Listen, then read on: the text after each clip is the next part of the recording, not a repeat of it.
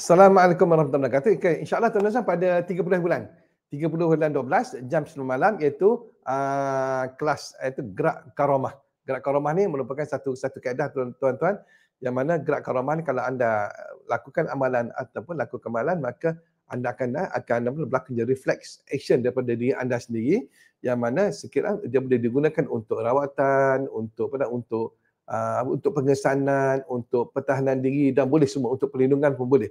Contohnya satu kawan ustaz lah di Air Nanas Kelantan. Perempuan tu semua. Dia tengah menulis. Tiba-tiba kawan dia baling kapur pula. Biasa orang lelaki kacau perempuan dia baling kapur tu semua. Kapur datang di belakang dia tak nampak pun tapi dia dapat rasa hasil pada gerak karamah tersebut, dia letak pen dia terus ambil. Kita tengok kalau kita fikir memang tak sampai di akal lah, tetapi gerak karamah ni dapat lakukan perkara tersebut. Adakah guna jin? Tidak. Ia merupakan amalan-amalan yang boleh menyebabkan berlakunya proses panggil reflex action daripada kita. Dan juga satu guru pada guru ustaz. Guru pada guru ustaz dia berjalan dengan anak saudara dia.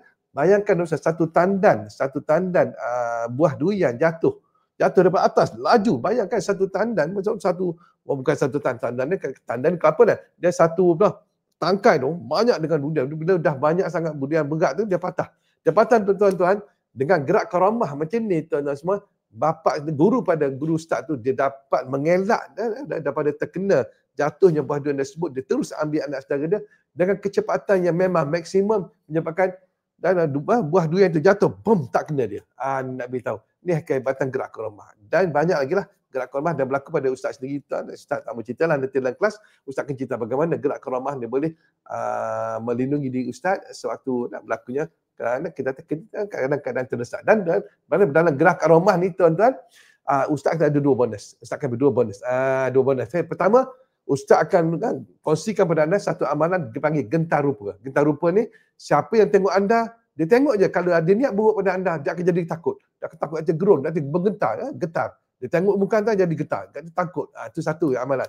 Yang kedua yang paling best sekali tuan-tuan, ialah bagi anda yang ambil gerak karamah ni, malam tu ustaz akan buat pengisian. Ustaz sendiri akan buat pengisian pada anda. Dan di situ tuan-tuan semua, walau tuan-tuan berada di mana pun, selagi anda asalkan tuan-tuan online, tuan-tuan online, ataupun anda ada rakaman tuan-tuan semua, yang paling penting sekali, bila ustaz buat pengisian, tangan anda akan rasa getaran-getaran, rasa macam ada getaran, dan juga tangan anda berlakunya pergerakan, dipanggil reflex action berlaku pada diri anda. InsyaAllah, yang tu penting.